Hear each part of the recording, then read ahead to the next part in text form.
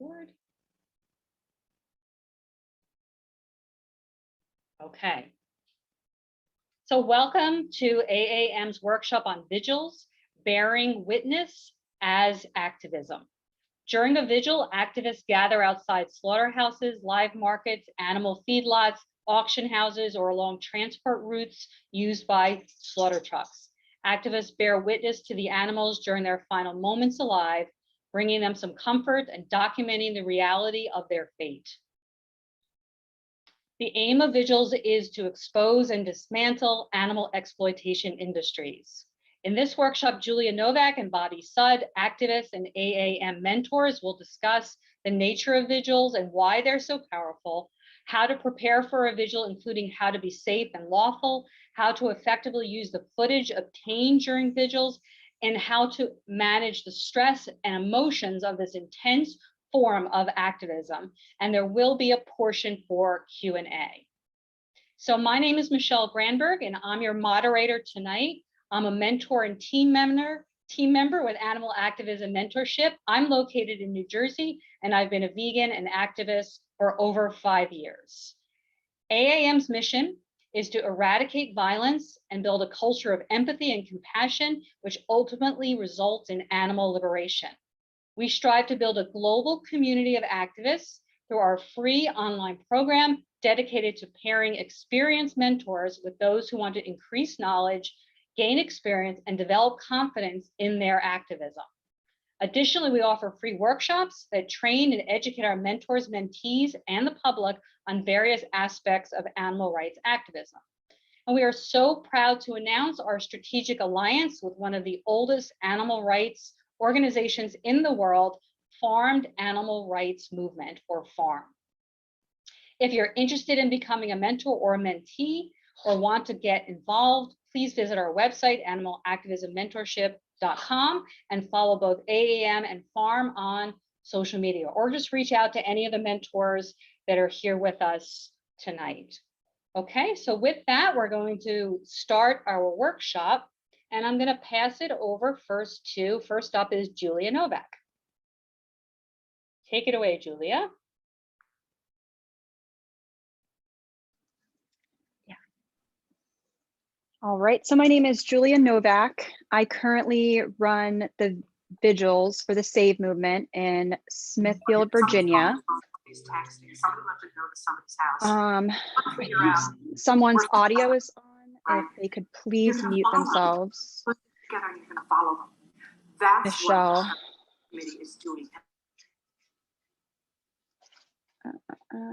If everyone could please mute themselves. Sorry, it's hard to hear.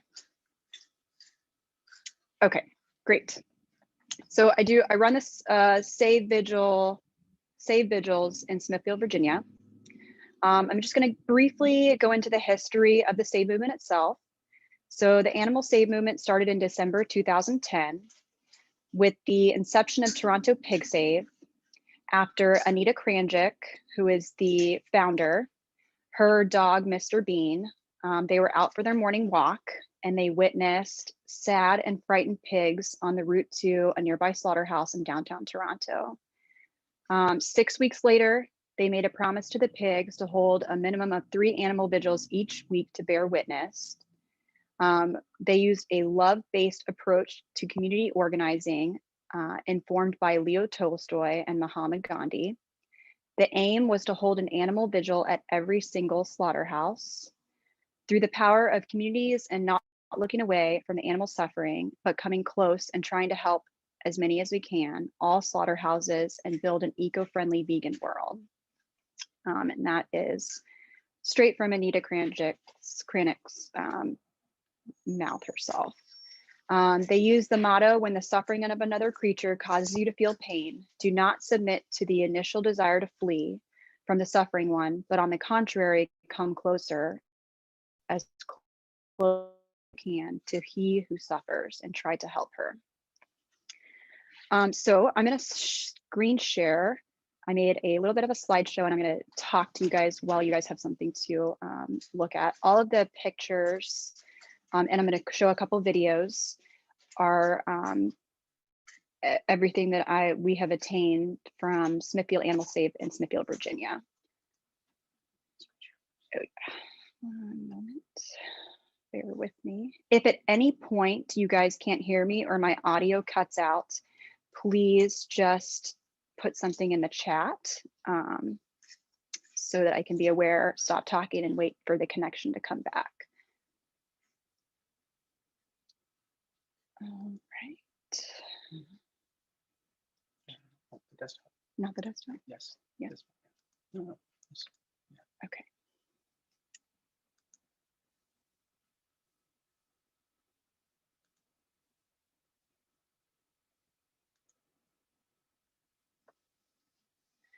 All right.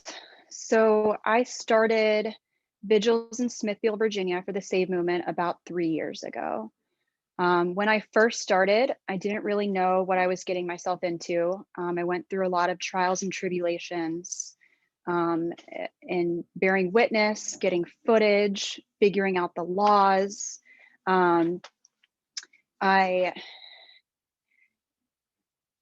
This is an image once we were able to finally kind of figure out how we were going to get footage.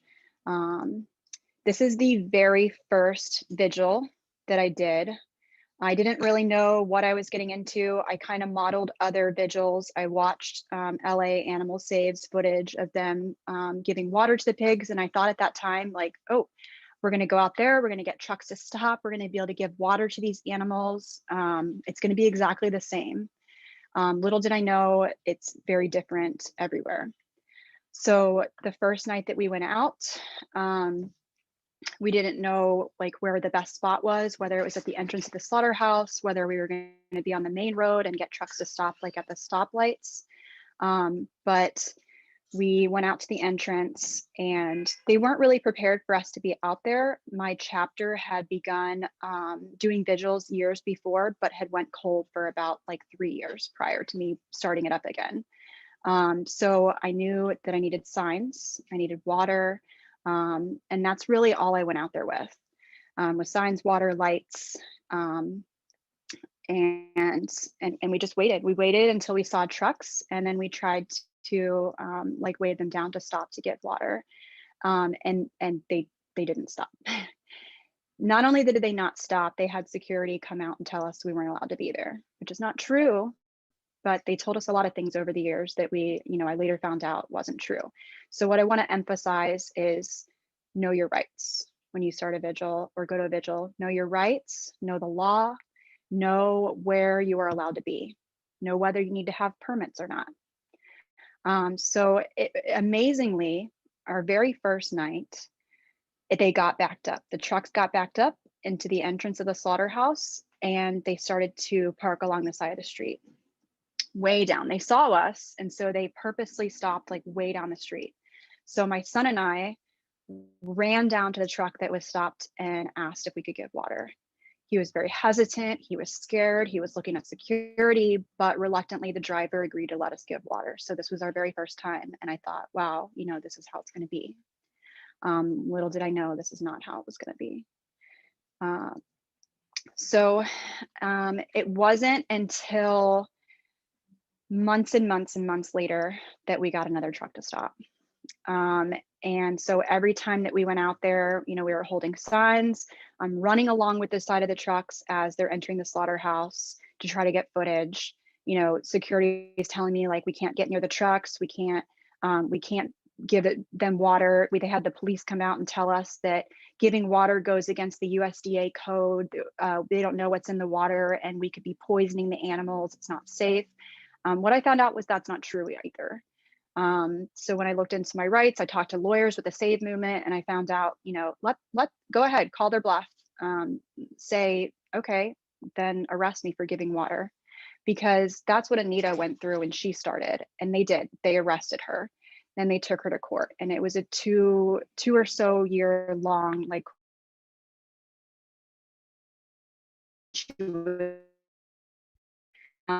So they're going to tell you all sorts of stuff, but know your right where you are at. And the law is different everywhere. So this was one of the next times, again, months and months and months later, that we were able to give water. And I feel safe saying this now because the driver is no longer with Smithfield. But we did, and I won't identify names, but we did befriend a driver who met us off route and would stop and allow us to give water to the animals and get footage. But it wasn't like, there were certain circumstances where, again, they would get backed up, or drivers just didn't know what they were doing, and they like stopped on the side entering the slaughterhouse because they were unsure why we were there, and we were able to give water, but it was like crazy circumstances that was not on the norm, where we were able to stop the trucks again.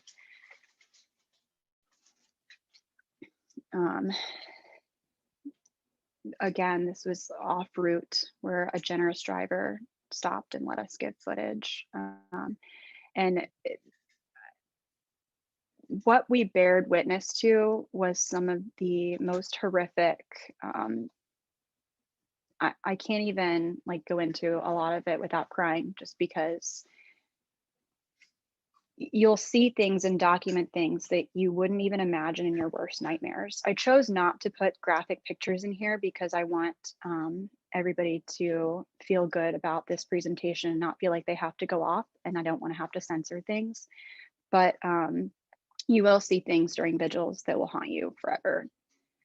But I think it's really important, despite like the trauma that we go through from bearing witness, to be here for the animals, because without it, like these animals would never be seen. They would go straight from a factory farm onto these trucks in the middle of the night and then to the slaughterhouse, and no one would ever know about them. So I do think documenting is very important. This is a video that I'm going to play, but give me 1 sec because I have to stop screen share for 1 sec.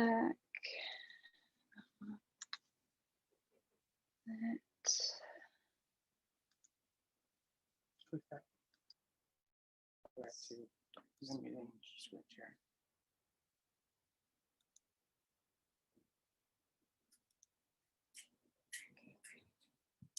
This video that I'm about to play, we started to have to get clever. We had to do things like find trucks when they were driving to get footage. And so this is something that you can think about doing too, is finding trucks on their route and getting footage as well.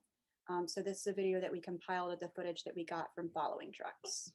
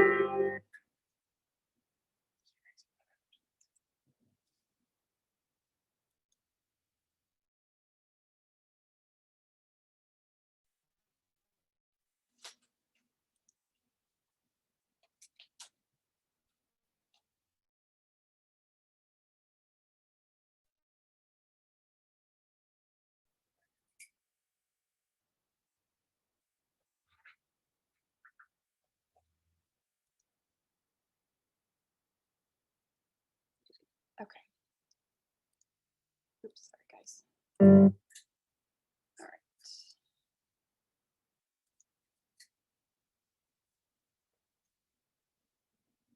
So not all vigils look the same. You know, you're not going to be able to line up on the streets and give water at every vigil.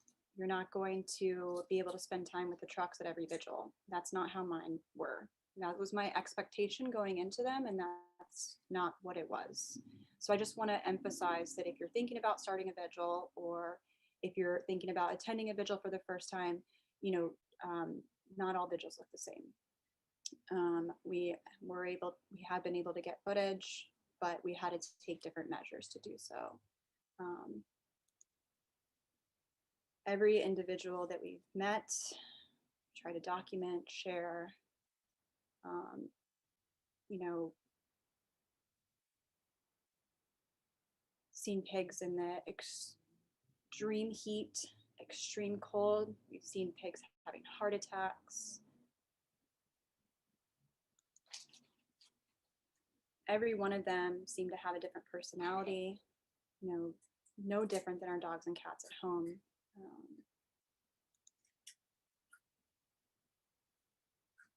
Some were curious, some were shy.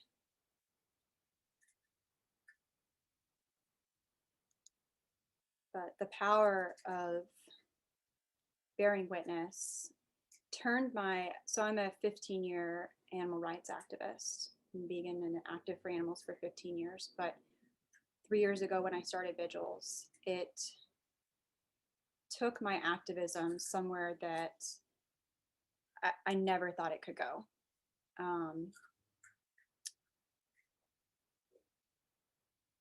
So I just encourage you, if you're already vegan, don't think like, well, I don't need to see this stuff. I don't need to do this, because where it takes you, it propels your activism 1000% if you're already vegan. If you're not vegan, I feel like it will turn you vegan. And if you're already an activist and you're already vegan, it still takes you somewhere like that you never could imagine that you would go. Being with these animals, being, you know, with their experiences, is profound. Let's see, the next video I'm going to show. So these aren't connected. No. Okay. I just want to see.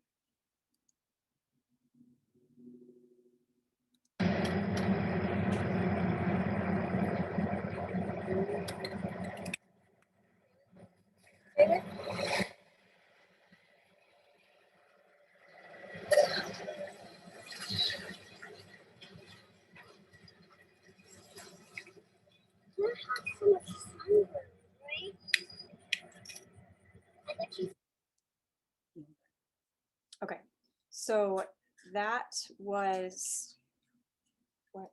I can't see your screen. I'm not screen sharing. You are. Yeah. So that was footage of how I had to get footage. And which is why I want to just emphasize know your rights. The reason that I ran up to that truck and stopped at the white line was because that was their property line.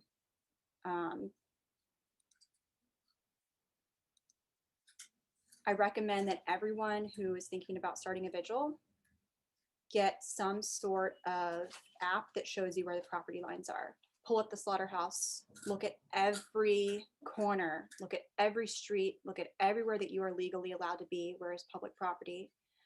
Because the next video that I will show is some of the most powerful documenting that we got that we didn't even know we would get that night. But it blew up on social media.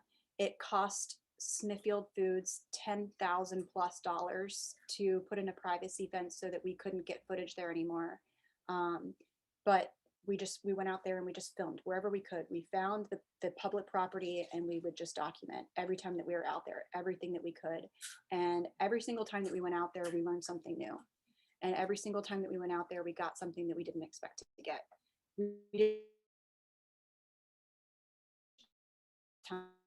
But we got footage nonetheless, and it was helpful. All right, so this video is the one I'm talking about. We had no idea that we would get this. And it's subtitled, so it tells you what's going on.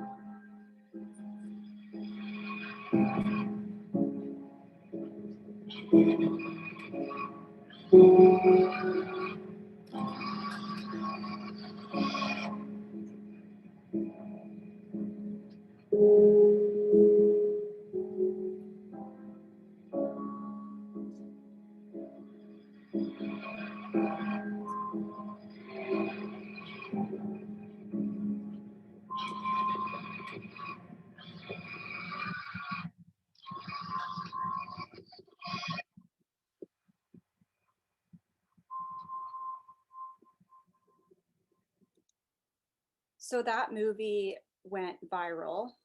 The Save movement shared it. A lot of other organizations shared it. It caused a huge like message and call storm to Smithfield Foods, which again, they put up a $10,000 plus privacy fence around every area that we were able to film that. Well, we weren't able to save any animals directly from that. I do feel like that footage that we got that night that we didn't know we would get made a huge impact for Smithfield Foods. And so just a couple months ago, Smithfield in Smithfield, Virginia, the slaughterhouse that we were bearing witness at, they shut down. And I do feel like the impact that we made out there did have something to do with that. I don't think that it had everything to do with that, but I do think that it had something to do with that. And so just never underestimate the power that you have of being out there bearing witness, and you never know what you might get. So just being there, you can make great changes. Even though you can't get those animals off the truck, you can help them in a way. And help people to see what goes on behind the scenes. Here in this slide is actually here in LA, in California, bearing witness for chickens at Mal Foods. And again, just the indescribable animals and bring to light these animals. this vigil is different because we're able to get up close to these animals. We're able to have, 30 plus minutes with each truck, provide them a little bit of comfort, get document footage, and sometimes we're even able to rescue animals. So this was actually last night. This is my son Weswin's first chicken vigil, although he's been doing pig vigils with me for 3+ years. This was his first experience bearing witness for chickens, and it was very profound. And we were able to rescue 2 who are now at their forever home. So it's really great. Sometimes, like you're not able to rescue animals at all vigils, but sometimes you are. So that is my experience and my advice, and I'll be available for a Q&A after, but I'm going to pass it on to Bobby Sud now. Thank you so much, Julia. That was really powerful. And yeah, folks are putting some questions in the chat, and we'll hold the questions until after Bobby's presentation. So next up is Bobby Sud. Hi, everybody. Trying to see if I can get these AirPods to work. If not, then no big deal.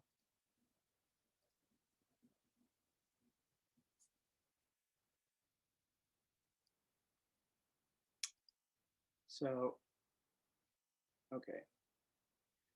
So my name is Bobby Sud. I'm a mentor with Animal Activism Mentorship and organizer for LA Animal Save. I've been organizing and bearing witness with LA Animal Save for a little over 5 years.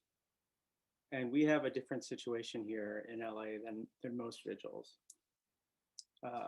We have large crowds. The largest crowd we've had is a little over 400 people. We bear witness in Vernon. The city of Vernon is just outside of downtown LA at Farmer John's Slaughterhouse. And the Vernon Police Department for the last 4 years have been on our side and make sure every truck stops for 2 minutes so that we have 2 minutes with every single truck, which is anywhere between 15 and 37 trucks. 37 is the most we've ever seen. They slaughter 10,000 pigs at Farmer John's Slaughterhouse every day. And like I said, we have a very special situation, and that came about with respectful interaction with the Vernon Police Department, who first showed up to see what we were doing. And they saw that we were not breaking the law, and we approached them with a love-based approach, the same way we approach our vigils. We said, we understand that you're police and that you're here to enforce the law, but we don't believe we're breaking any laws. If we are, please let us know. We became very good friends with many of the police. 3 of them have gone vegan. 2 are still vegan. And for me, a lot of people ask me or will say to me that they don't think vigils are worth it, that they're too psychologically taxing, that you can't shut down a slaughterhouse standing on the sidewalk outside a slaughterhouse crying. And my response is always to them is, yeah, you're probably right. We're not going to shut down the slaughterhouse standing out here on the sidewalk. That's not why we're here. The purpose of a vigil is not about shutting down slaughterhouses. The purpose of a vigil is about the animals on the trucks in front of you. If I make it about anything other than that, if I make it about anything beyond what's in front of me, I lose my effectiveness and I lose my ability to do what I'm doing. I cannot be there for them because it becomes about some, idea. Oh, we're going to shut this down. Well, if you make it about that, you're no longer effective. You're no longer immersed in what you're doing, and that's why we're there. And they say, well, what's the point? 2 minutes with these animals, 2 minutes to show them compassion. What's the point? They're going to die anyways. And I think that that's a bit of a self-centered approach to activism, because we look at 2 minutes because we live to be 80 or 100 years old. And we say, oh, that's fine. But we have to step outside of ourselves and put ourselves in the position of the victims of these animals that are on the trucks in front of us and say, what about them? They're 6 months old. From a human being, they've never been shown kindness, compassion, understanding, ever. They may have seen it from another animal, but they're separated, so it's very difficult even for them to get it from their mother, even though their mothers want to give it to them. They're literally not allowed to. So let's ask ourselves, how big is that, are those 2 minutes for them? For us, 2 minutes is very insignificant. For them, very first time experiencing compassion, having somebody see them and their situation honestly, is a very big moment for them. And yeah, we're not going to save animals at every vigil. In LA, we've been very lucky, and in 2021, we rescued 20 chickens. 2022 is off to a good start. We rescued 2 more last night. But I decided to use my ability as a photographer to help spread awareness. And this started at my very first vigil a little over 5 years ago. And I went for all the wrong reasons. I was speaking at SoCal Veg Fest. I was plant-based. I was not vegan. A friend of mine, his name is JP, Jean Pierre. He's been a vegan trainer and nutritionist for 30 years. He said, you know, my friends Sean Monson and Amy are starting these pig vigils. Do you want to go tonight? Being a filmmaker, a documentary filmmaker and a photographer, I knew who Sean Monson was. And he said, Joaquin Phoenix and Moby are going to be there also. So I said, yeah, I want to go. And I wanted to go to meet Sean Monson and Joaquin Phoenix and Moby, I'm being honest, because I wasn't vegan. I cared about animals. I've always cared about animals, but that wasn't my mission. Was all about becoming healthy again, because my health had gotten out of control. And I went.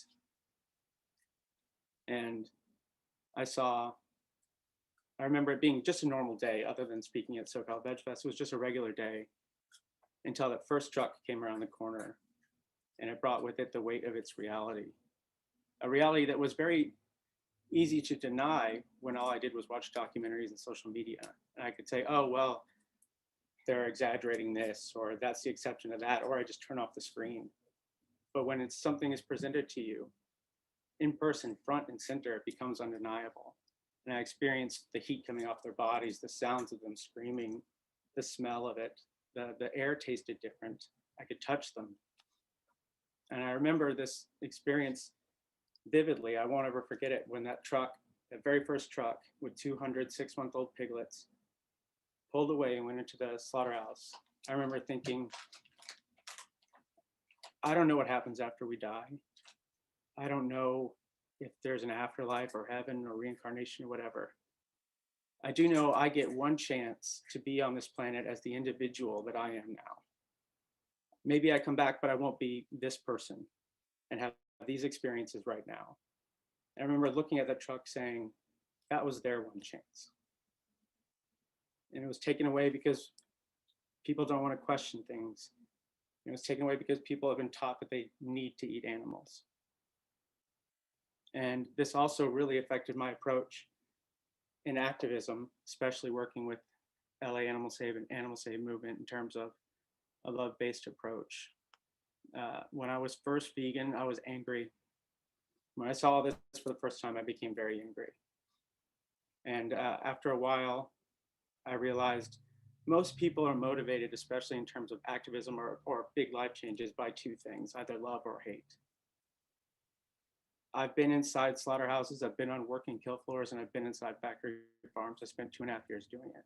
I have all the reason in the world to hate people who work in slaughterhouses, hate people who work on factory farms, hate slaughterhouse owners, and hate people who hurt animals or just don't care. But if I make that about if I make that my motivation, every action I take is going to remind me how much hate I have, how much I hate this and how much I hate that. And that becomes exhausting, because hate is exhausting. And I realized I could also make it about love, how much I love animals, how much I love helping them, how much I love helping people become vegan and find their health and happiness and connection to the world again, change the way they move through the world. How much I love that I can help restore the planet, restore our climate, and sometimes save animals. And every time I make an action motivated by love, it reminds me how much love I have. When I was standing on the kill floor of a slaughterhouse with Sean Monson, director of Earthlings, for the very first time, and I was watching halal slaughter, or filming halal slaughter of a cow, I had to keep reminding myself, this is how much love I have, that I'm able to stand here and do this and not attack anyone or scream at anybody, because then all that happens is we lose all the footage, we get kicked out, we create no awareness that way. And I also realized that I don't have any enemies as an animal rights activist. No slaughterhouse worker is my enemy, no slaughterhouse owner or farmer is my enemy. Because if I look at it that way, all they become is my loyal adversary. I'm not going to kill anybody. I'm not going to make them disappear. They're there. So I can either approach them as somebody I want to be vegan and on my side one day, or somebody I choose to hate. And I think that a love-based approach is difficult, but it's the best way. In my experience, I've never seen anyone create positive, lasting change in their life or in others with hate.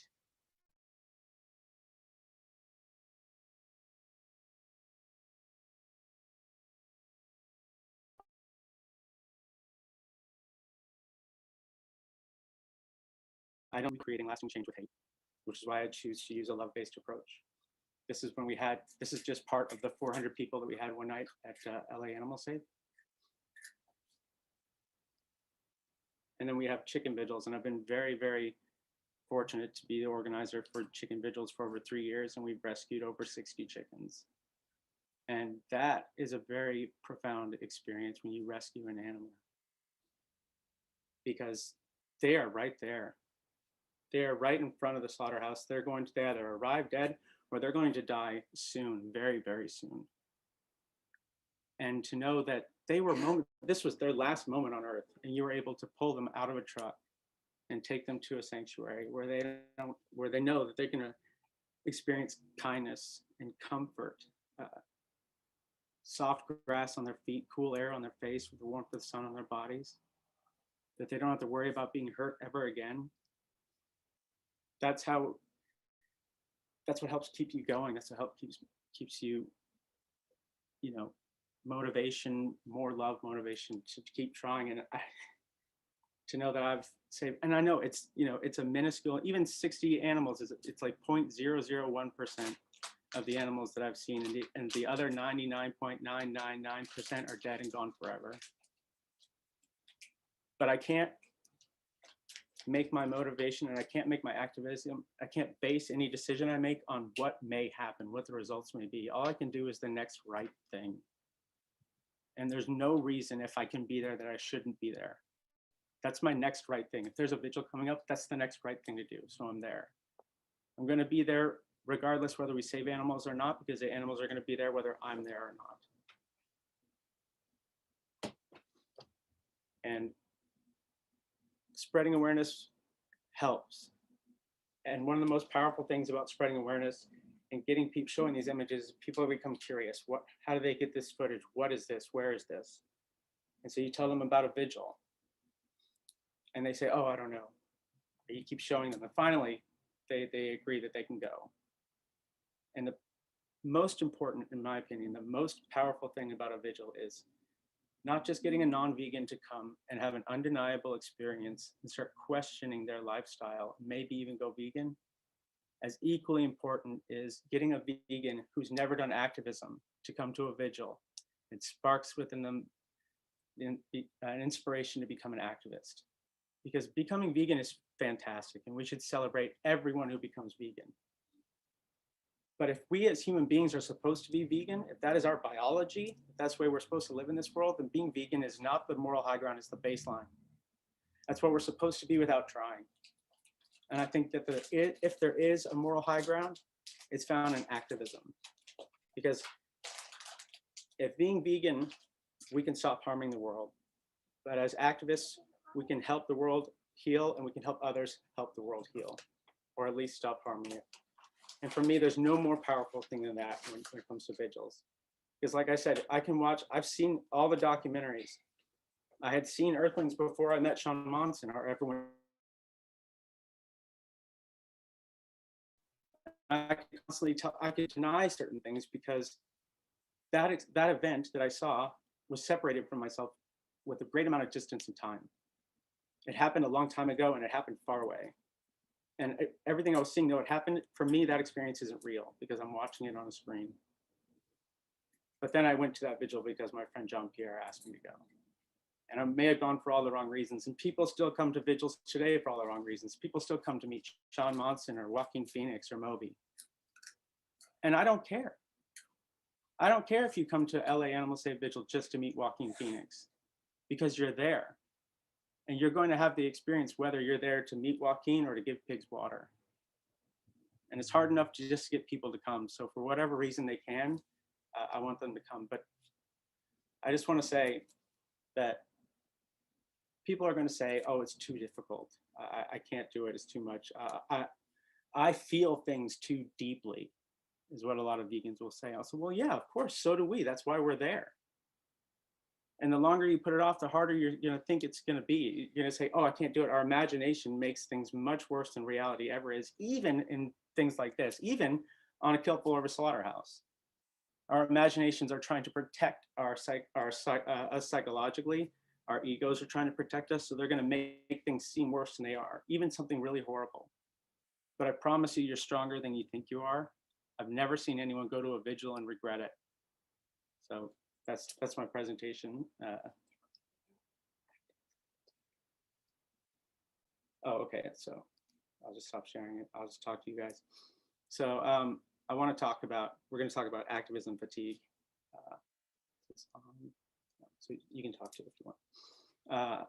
For me, I think the greatest, and I spoke about this earlier, the greatest way to avoid burnout is with a love-based approach. Again, if I go out there because I hate things, and then I'm just out there fighting, and it's exhausting. But if I go with a love-based approach, I have someone or something to fight for, and that's empowering, and that keeps me going. I think that people get burned out because they have to. And I'm not saying you're not going to be angry, and I'm not saying you're not going to see things that you don't hate. You are. I get triggered all the time, and I want to react with anger all the time. But I give myself a moment. I allow myself a moment's pause to dig out a little wisdom. I allow myself to like dig a little deeper and say, okay, what is the best response here? I do not react on my initial emotional response, because I cannot remember in my lifetime where I reacted with hate and anger and afterwards said, well, that couldn't have gone any better. That has never happened. And so again, I don't see enemies. I see people I want on my side one day. And even if they do something really, really bad, or they say something really, really hurtful, I don't know this person. So it's not personal. That's them. That's about them reacting on how they feel or something they don't want to feel. So they double down and just deflect it with some really mean response. And I had to just realize, okay, that's about them. It's not about me. I wasn't vegan once. I wasn't vegan for 30 years. And when I wasn't vegan, I was certain I was right. I was as certain as I am now. And I just have to remember, this is who I'm talking to. They don't hate me. They just, this approach is contradicting and challenging their entire identity. And I know, because I experienced that too. My brother was vegan for 3 years before I was, and I saw how much it was helping him. But I was in a place in my life where I didn't have much comfort and I didn't have much joy and connection. I was over 300 pounds. I was type 2 diabetic. I had high cholesterol, high blood pressure, kidney disease. And for me, my life was almost bankrupt in terms of joy and connection. I played video games, and I hung out with my friends rarely. So most of the pleasure in my life was coming from the fast food I was eating. And though that psychologically gave me a lot of pleasure, I know it wasn't good for my body, but my brain was tricking me into saying, this is what we need to do, because I wasn't getting that dopamine. I wasn't getting pleasure and connection anywhere else. And it took me a while. It took me 3 years to say, okay, I'm willing to give up essentially the only source of comfort in my life, because I now finally, I'm ready to say, I think there's greater comfort on the other side. And that's what people have to do to change. You can't say, I need you to change now, because change is scary. And comfort for us means safety, and that's very important. That's a survival instinct. It's one of our 3 strongest survival instincts. And someone has to be willing to say, I'm willing to be uncomfortable on the bet that I may be comfortable again at another point in time. So again, a love-based approach, I think for me, helps with burnout and fatigue. And just another, that's very perfectly said, another avenue too, because despite the anger, there's sadness. And for me, I'm an empath, so I take in the suffering of these animals, and that stays with me after the vigils. And that can take you to a very dark place. The coping mechanisms for not getting burnout from that, for me, is balance. Balance with healthy activities, whether that be hiking, hanging out with friends, doing something positive, doing some artwork, listening to music. But one of the most important things for me is having a network of people who get it, they understand. I can talk to them about this. I can get it out. And then almost as equally as important is allowing myself to feel the pain, allowing myself to cry, to mourn the loss of these animals, to, mourn the excruciating pain of not being able to rescue these animals, to not forget them, to do something to honor them, whether that be photo activism or, making a video, even if I'm not sharing this stuff, even if I'm just keeping it for me to honor them, that's important. Right now, I'm mourning the loss of the animals from yesterday. I mean, I've cried maybe 100 times in the past day. And that doesn't go away, but I have to allow myself to feel that, to experience that, so that I don't bottle it up, because otherwise it'll come out in everything that I do. So finding a network of people, finding healthy activities, allowing myself to experience the pain, allowing myself to get it out in healthy outlets. That is what I think are the most important things for me. I think community and allowing yourself to feel it. The first time I filmed inside a slaughterhouse with Sean Monson, like I said, was halal slaughter and a beef slaughterhouse outside of LA, and it's still the worst thing I've ever seen. And in 1 year I saw about 5,000 animals get slaughtered, filming with Sean. And I remember that being my first trial by fire. And afterwards, I handed him the memory cards for my camera, and I said, "Here, don't call me again for like a month." And I just holed up in my apartment because it was like too much for me. And that's the worst thing I could have done. What I should have done was called Sean and said, "Hey man, I'm having a really hard time with this. Can I come over and talk to you? Can we just watch a movie? Can we do something?" I needed to be with somebody who's experienced what I was experiencing. I needed to connect with someone who will allow me just to be there and realize that feeling something doesn't mean I'm broken. It means I'm not. And yeah, we live in a society that wants to medicate emotion, and emotion is not something that needs to be medicated. It's a signal to us that something is out of sync, or that we've experienced something that's difficult. And a lot of the times our emotions are a perfectly reasonable reaction to the world that we're living in and the lifestyle that we're living. And the best way to deal with really difficult emotions and really difficult experiences is having meaningful connections with other people and having purpose. And for me, that the community that I've created, or I've been able to create by going to vigils with LA Animal Save, has saved my life. Because I can go and talk to people about what I'm feeling and how I'm suffering, and they understand because they suffer too, and they willingly suffer alongside with me. It allows me to realize that I'm not alone, and that there's nothing about me that's broken because I'm feeling this way. And yeah, I think that's, like Julia said, that's the most important thing. I do just want to mention one more thing that I think is really important if you're thinking of starting a vigil yourself.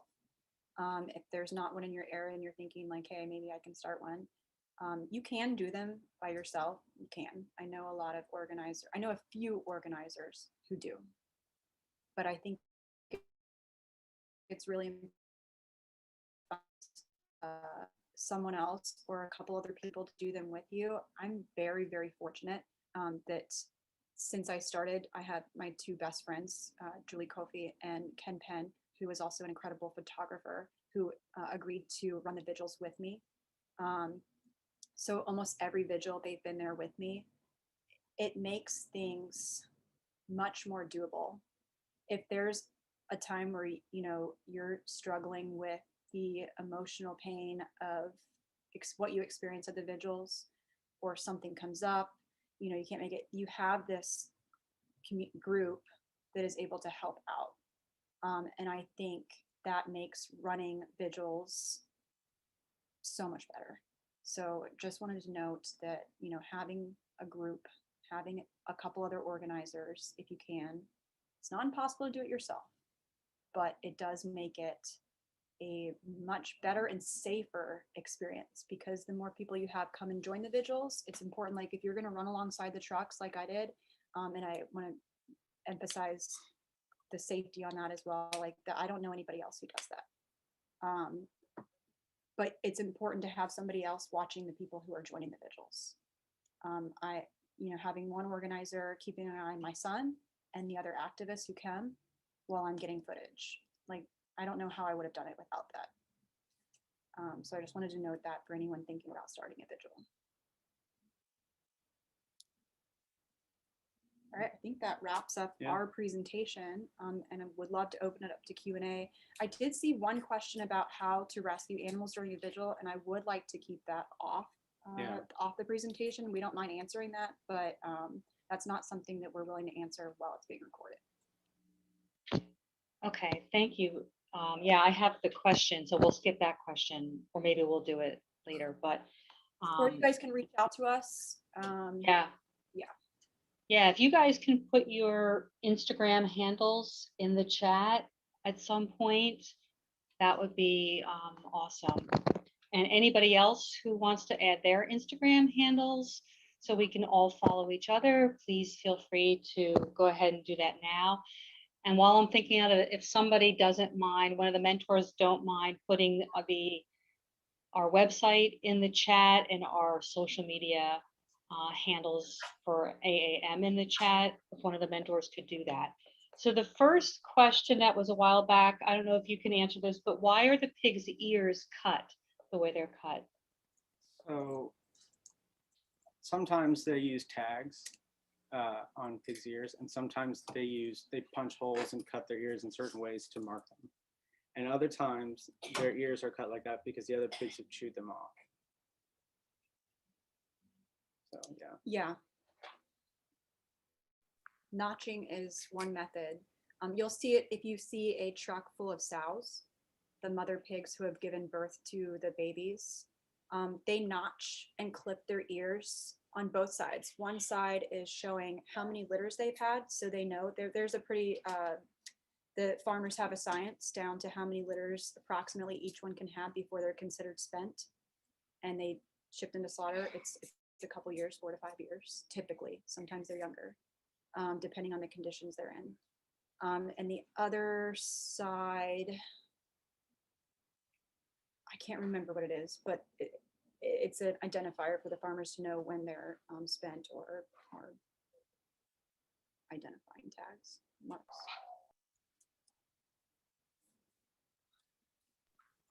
Okay, great. Sorry, my dogs are barking. Another question was, is there any way to determine how long a pig can be transported legally, or are there legal limits for how long an animal, a pig or any animal, can remain in the trucks? Yeah, pigs are usually transported anywhere from 24 to 48 hours. And pigs don't get, I don't know if any animal, I think cows, if they're transported, the cow can't be on a truck for more than 24 hours without being allowed to graze. I don't think anyone's actually regulating this, but a pig will be on a truck anywhere from 24 to 48 hours without food or water because they're killed immediately when they get there. Chickens, the chickens at the vigil here in LA, they come from Fresno, that's 4 hours. The thing about chickens is 90% of the animals killed in the United States are chickens. there's a ton of chicken farms and there's a ton of slaughterhouses that service chicken or that slaughter chickens. They never have to travel very far. And the pigs in Virginia, to the Smithfield facility where I was at, they would typically be traveling anywhere from 4 to 12 hours. So not as long, but we did see trucks that were coming all the way from the West Coast at points. So it just depends. But the legality of how long they're supposed to travel before given rest, which means they could pull over at a truck stop and give them rest as long as they're not moving, is 24 to 48 hours. 72 is like, we've seen animals come 72 hours before. We've seen trucks from Maine in LA. If you want to know where the truck is from, the front license plate is where the truck is from, the back license plate is where the pigs are from. And we've seen back license plates from Maine before. So I don't know if that the that part, the container part of the truck was swapped at, you know, a stop somewhere or something, or if it actually came from Maine. But most of the pigs we have here come from Utah, Arizona, Idaho, Iowa, Nevada, places like that.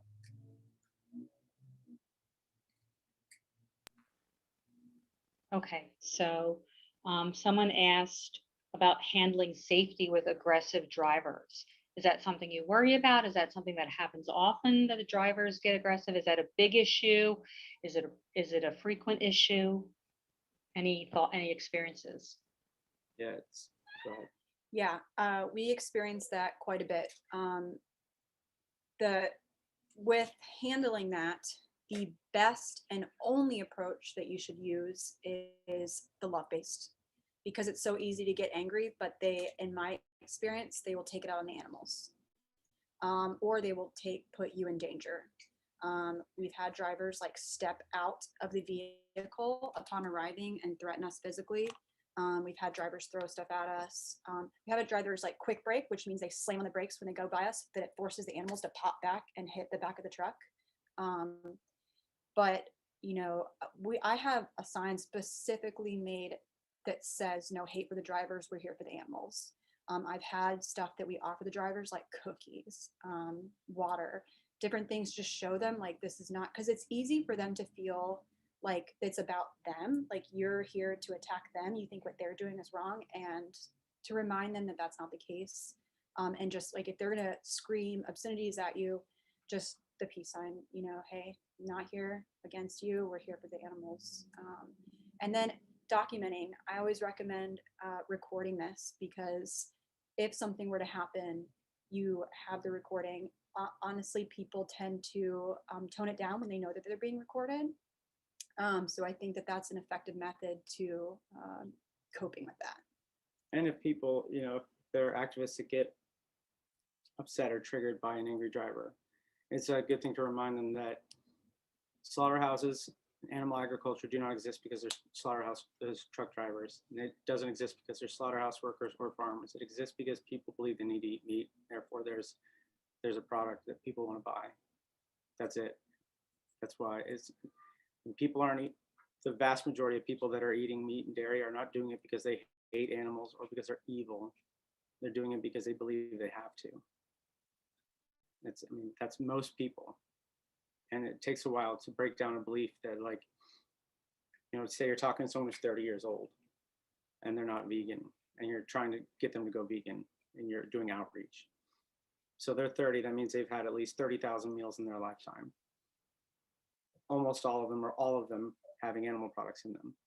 So just from their meals, that's 30,000 examples of conditioning against your 10-minute conversation. Right? We have to realize what we're up against and what we're trying to break through. And sorry. Yeah, so just reminding people that the slaughterhouse isn't there because truck drivers are driving animals to the slaughterhouse. It's because people are buying the animals that are being driven to the slaughterhouse. It's not the truck driver's fault. Nobody grows up wanting to work in a slaughterhouse.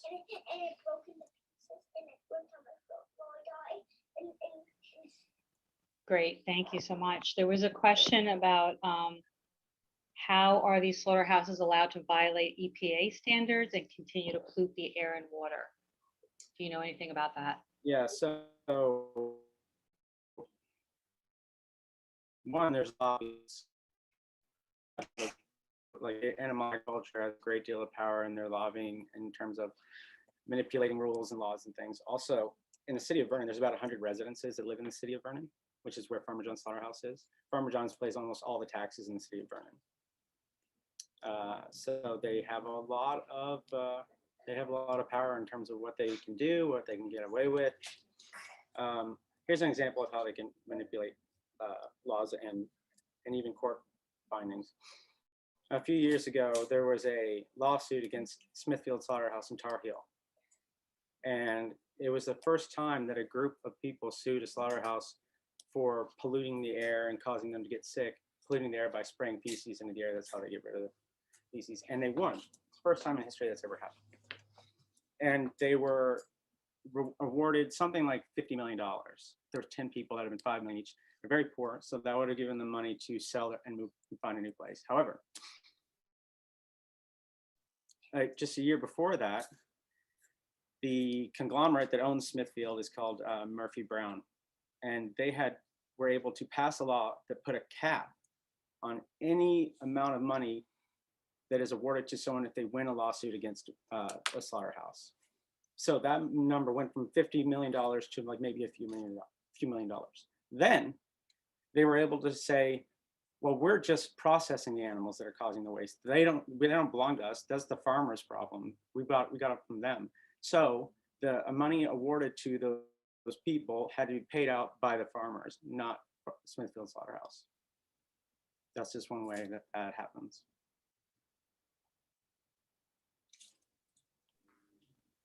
Julia, I'm wondering when they finally closed Smithfield, what was the public announcement that they made, like for the reason for closing? Did they?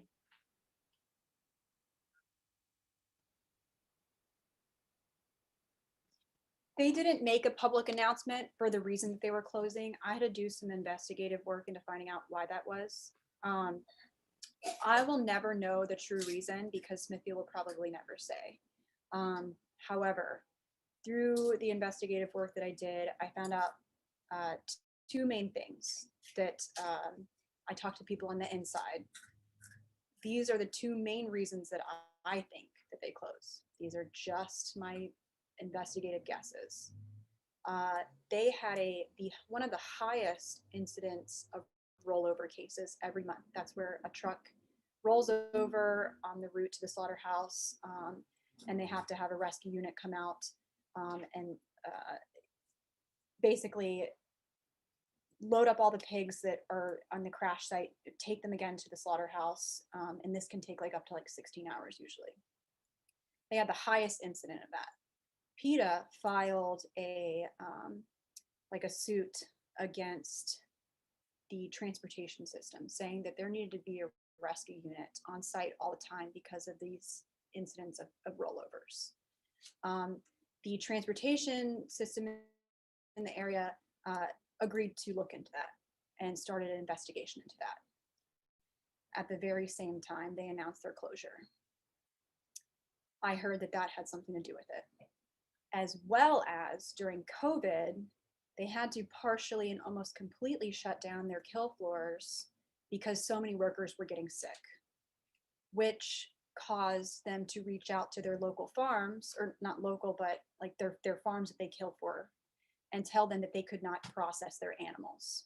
So they forced the farmers to kill their own animals, which methods included pumping hot gas into the factory farms, and this took like hours and hours for the animals to die. And we still saw footage of farmers having to go around and shoot the animals after hot gas was pumped in there, hours and hours.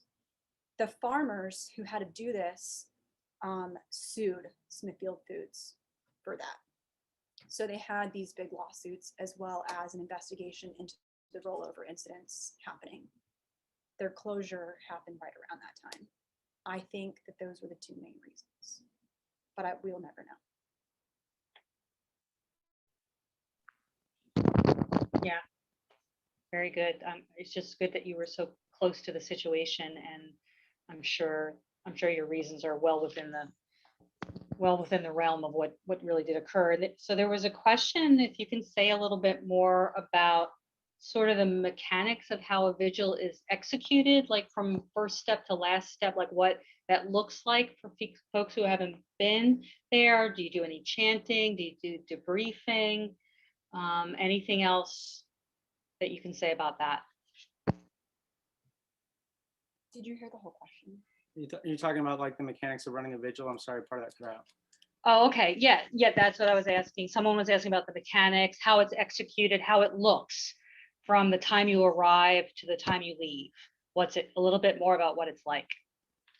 And I guess we'll each speak to that because each chapter for the SAVE movement is autonomous and unique. So each organizer can kind of decide what that's going to look like based on where they're at and what they're able to do. For me, when we got there,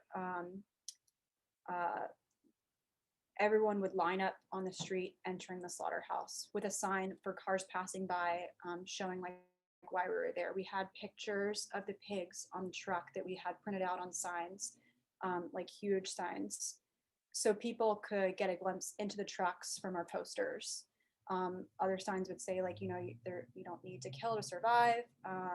Who are like, when you buy, I die, that kind of stuff. Because for us at our vigils, we weren't able to stop the trucks and give water and show like compassion directly to those animals. So I would debrief anybody new that was there right off the bat, letting them know where the property lines were, where everybody needed to stand to be safe and lawful. If a truck were to stop, not to climb on the trucks, not to shine lights in the animals' eyes. We would just go through a safety debriefing and then proceed to pretty much stand there and just wait for the trucks, and then I would get footage, and anybody else who wanted to get footage would go behind me. That was our, like, what it looked like for our vigils. But again, I've seen other vigils where people will like sing together, or like read poetry aloud, hold candles. Sometimes we would hold candles when it started to get darker in the winter time. Every vigil is different. Yeah, for us, because of the size of the crowds that we get, everyone stays on the sidewalk. People will bring their own water sprayers, but we bring a lot that we give to other people that are either it's their first time or they don't have them. When we have a crowd over 100 people, we ask who has never been to a vigil before, and those who haven't, we tell them that they're going to have the first opportunity to go and give water to the animals before anyone else does. As far as creating the environment, I always remind people in terms of how they're going to act, how loud we're going to be, what they're going to be saying, if people are going to be joking around. Because I mean, it's a weird, sometimes friends are meeting up and they haven't seen each other for a while, and sometimes they say funny things and they're telling jokes, and that's fine. But when the animals arrive, for those animals, it's their funeral. And you want to create an environment that you would want to arrive in, or a loved one to arrive in for their funeral. Do you want people laughing and joking? Do you want people yelling and screaming? No, you want to create an energy and an environment for them in their very last moments on this planet. And it's really just about respect and understanding what they're going through. And you know, if you want to laugh and joke in between trucks, if you want to talk to your friends and have like a lighthearted conversation, that's fine. But when the trucks arrive, just remember why we're there and the environment, the energy we're creating for them.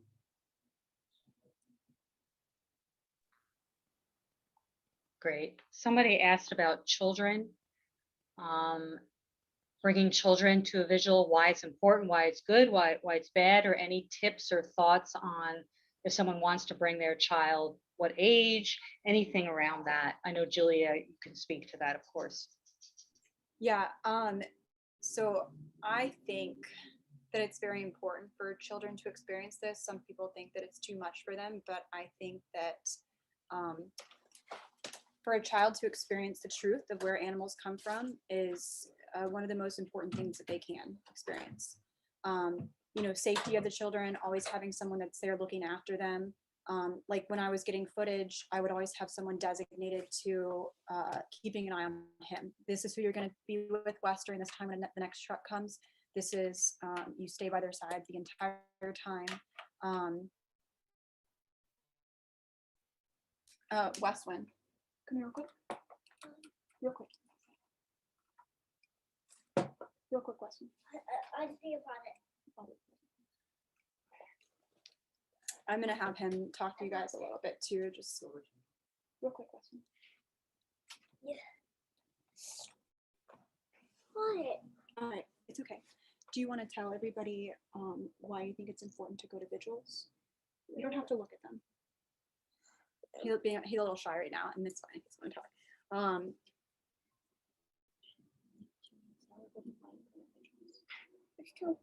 Okay. It's okay. All right.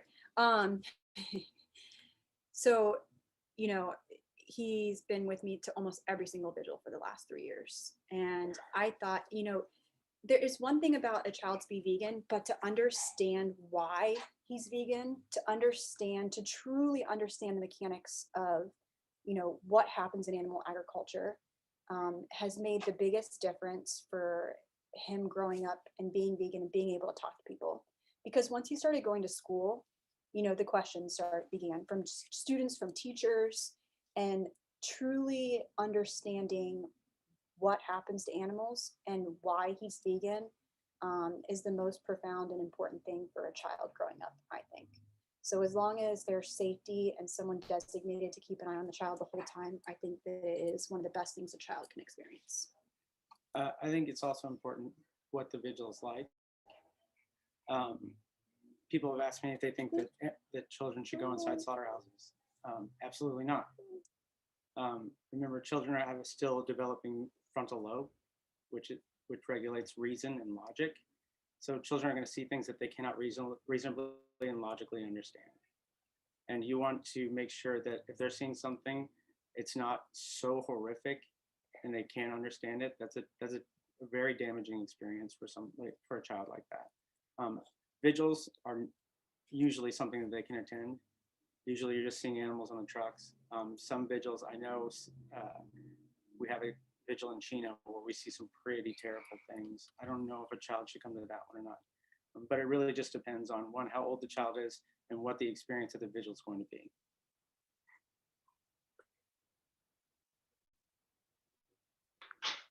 Okay, great. So we're going to have to wrap up in a little bit here, but Someone was asking about the these are the water sprayers. So they're the water sometimes sprayer.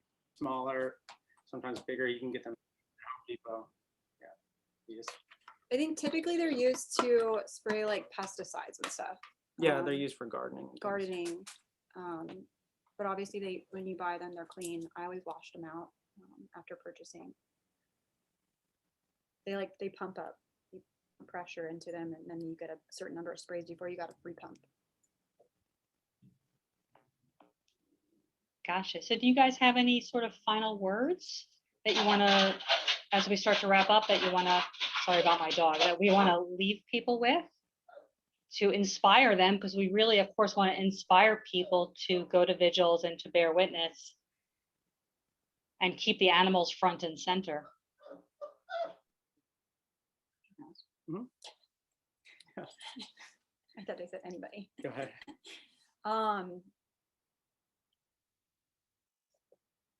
Yeah, I mean, again, like Bobby said before, and I just want to emphasize on it, no matter what your mind portrays it's going to be like, it's probably always going to seem like it's going to be worse than it actually is.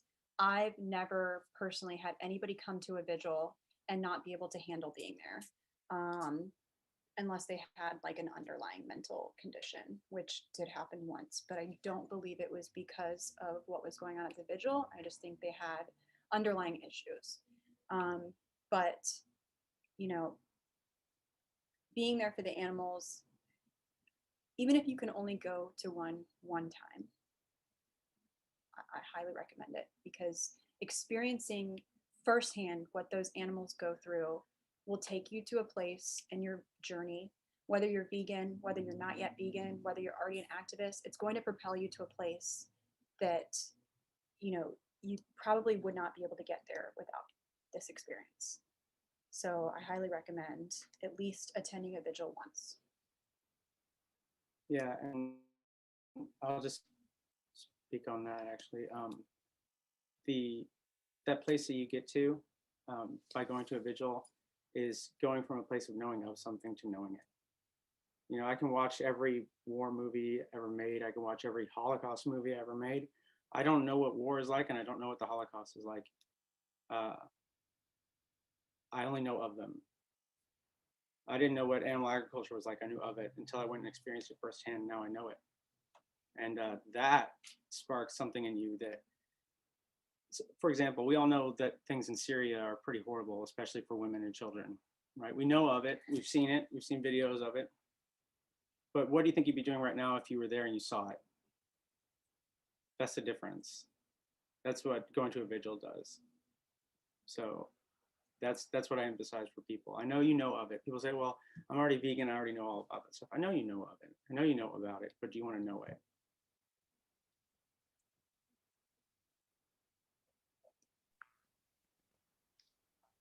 Yeah, so that's great. Thank you so much. And for anybody in our audience who has experienced a vigil, if you want to share a little bit more about that in the chat, feel free to do that. I just want to cut in and say one more thing. Go ahead. Just this is, I'm sorry if I like massacre your name, but for Belle, I see you, I look at you, and I completely feel what you're going through. 100%. I just want to know that you.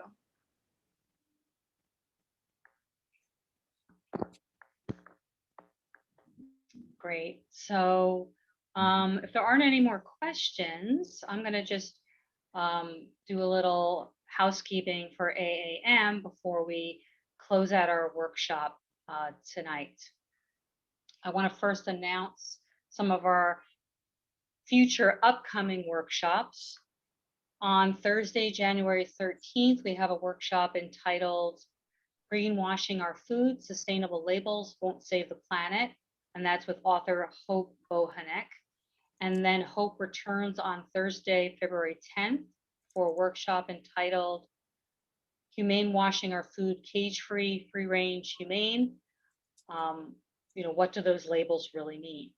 On Thursday, January 27th, we have a workshop on supporting animal rights movement prisoners. On Thursday, February 17th, we have a workshop on establishing an animal rights organization featuring one of the founders of Farm, Alex Hershaft. And then I wanted to also highlight the Atlanta Assembly that we mentioned, because it's open to all activists at every level. The AAM Atlanta Assembly is an 8-day animal rights event hosted by AAM. All activists are welcome, and new activists will be provided with mentors on site for guidance. This assembly will be hosted in Atlanta, Georgia, USA. So there will actually be accommodations if you're interested in flying down and staying. All those details can be provided to you if you're interested. You can inquire. The goal behind the AAM Atlanta Assembly is to educate aspiring activists on the importance of different forms of activism. Activists of all skill levels will be getting hands-on experience with pressure campaign tactics, as well as other forms of activism like outreach, vigils, sanctuary visits, etc. So you can, I don't know if any of the mentors can sort of, again, put the link maybe to the Facebook event in the chat for me, or you can look on our AAM page or in our AAM group if you're already joined. So thank you so much to all of you for joining us. Thank you, Julia and Bobby, for your time and wisdom. And thanks. Thanks for everybody for joining us. Again, if you're interested in becoming a mentor or mentee or want to get more involved, please reach out to any AAM mentor or visit our website, animalactivismmentorship.com. And I can end with the quote from Leo Tolstoy, which is worth revisiting, that you mentioned. When the suffering of another creature causes you to feel pain, do not submit to the initial desire to flee from the suffering one, but on the contrary, come closer, as close as you can to him who suffers, and try to help him. So I think that's our point this evening. So thank you everybody so much. I'm going to Thank stop you the guys all so recording. much for attending. Thanks, you guys. Thank you.